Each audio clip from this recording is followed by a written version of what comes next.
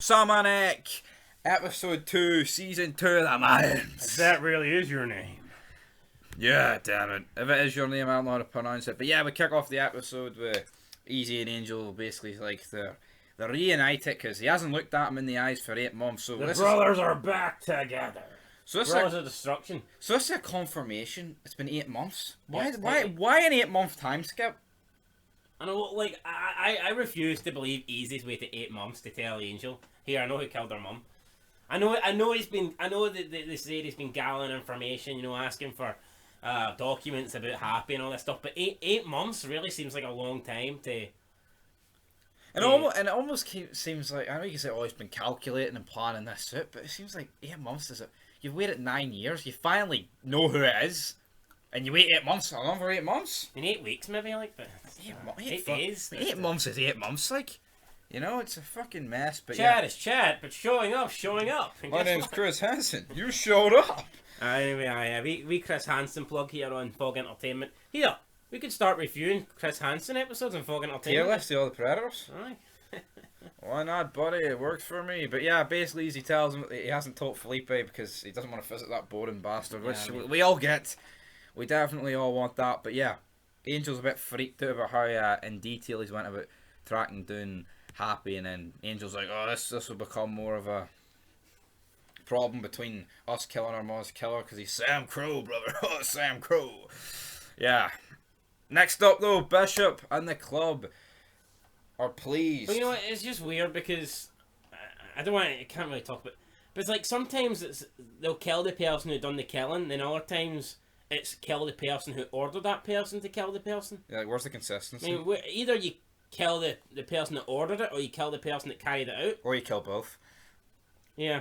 In this case, like, it's the only reason they're not killing Happy is because it's Happy. Not from, like, a character point of view, from an actual, like, season writing. 1 of Sons, like, see if they really... No, they said, oh, they told Opie it was some Mayan. Yeah. Would that not mean Opie would be going after Alvarez? Because, like, Alvarez ordered that? I know.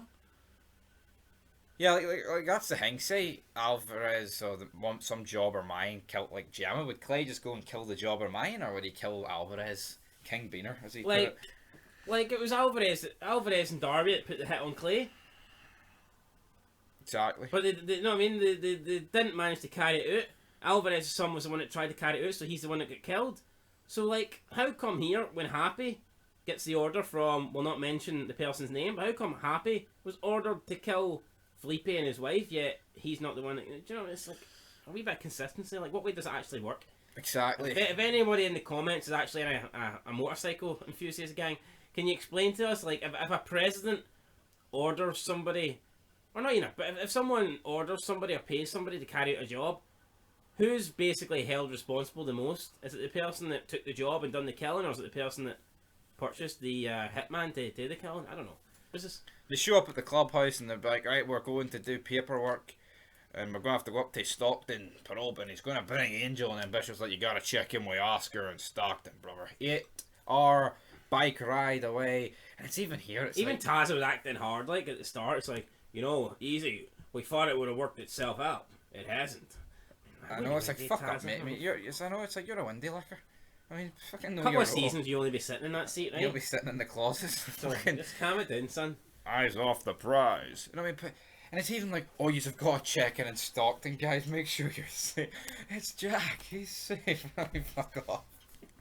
I mean, like, why have they got to check in with Oscar?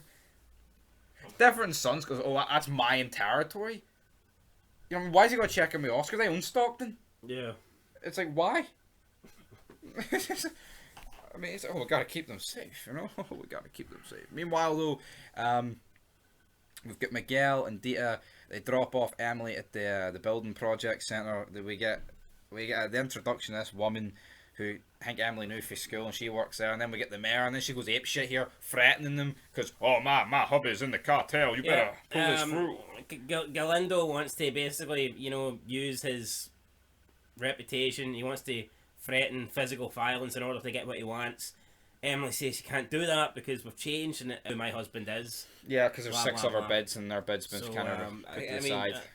Just made zero sense. So yeah, I mean it is what it is. And nobody wants to see. I mean, who cares Like, about Emily and some woman that we do not know about building a fucking infrastructure? Nobody cares. Like, you can accept if it's like one or two scenes, but it's literally like this whole season that is Emily's sole focus. If you add up the combined amount of scenes with Emily trying to get this thing sorted, I mean, it'd probably take up an hour. Yeah. So you put it like that, guys, and that's absolutely shit. But yeah, I mean, what's Emily's gimmick? Are we supposed to like her? Or, like, what? She's just like, I don't like her. Yeah, and that's really Data goes to the hospital. Yeah. Can't get a lift to the hospital. Wait, what is this? And this you can't get a lift to the fucking hospital. This is supposed to be a big deal that nobody can give Dita a lift. I've got an idea, man. You fucking jump in the car and drive yourself. I know. Fuck me. And then I'll go sit with Nestor. Why can't he fucking drive? Or see one of yeah, exactly. Or one of Nestor's lackeys. I don't get it. She goes to the hospital. She sneaks out the back door. Goes to visit Felipe. Nestor's sitting in the waiting room looking like an absolute fucking idiot. That's the thing about this. It's like this story arc is because they can't get a driver for Dita, and that's what it alludes to the whole killing of her. Oh, spoiler alert! I couldn't give a shit. Eventually, Felipe drives her home. Galindo was worried sick, I guess. He thanks Felipe for driving, and then he gives like Nestor the dirtiest look ever. So Nestor's the bad guy. Nestor's about to get defanted just because he was tasked by taking Miguel's mother to the doctors, and she sneaked out the back door. If she sneaks out the back door, she done a Taza, right? She went through the back door. Can Nestor really help that? I mean, unless what's he supposed to do? Sit into the doctor's room with her and like handcuff himself to Dita so Dita doesn't. I know. It's fucking stupid, you know. Oh, you were supposed to be watching her. She sneaked out the fucking back again. And talk about the doctor's thing's confidential. He's not even allowed to go in. So exactly. Meanwhile, though, she flees. Is it the farmhouse or the whorehouse? I don't know. There's two different places, but yeah, she flees that, and then the club and Alvarez are searching for this mini kid. Who cares? Know what I mean? It's a fucking child soldier. Oh, the Adelaide's a bit closer to than the rest, and we've got this is the club's focus: searching for some 10-year-old.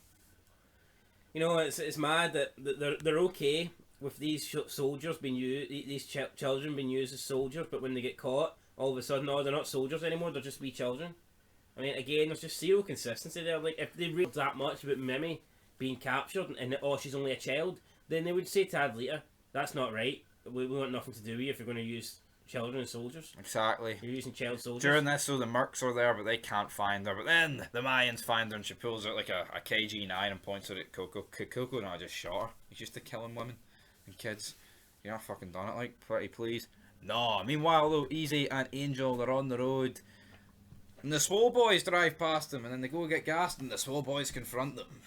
Yeah, they confront them. Easy's basically making fun of the lackey intelligence coming from the Small Boys, whereas Angel's never really struck me as a mastermind, to be fair, but maybe compared to these two. No, maybe compared to these two.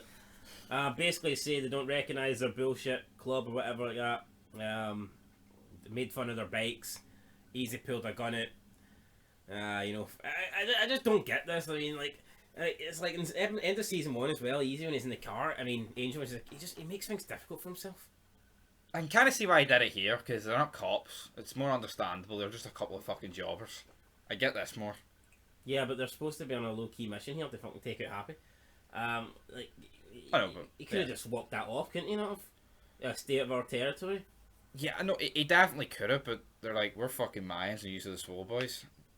I mean, I understand this way more than the police. The police one, the guy swinging the head, and he's like, oh, I'm going to fucking batter you with that if you don't get out of my face. And they've got a dead body in the trunk. Don't give them a reason to search. Here, it's like, I mean, it should never really went anywhere. Of course it does, but you understand this a lot more.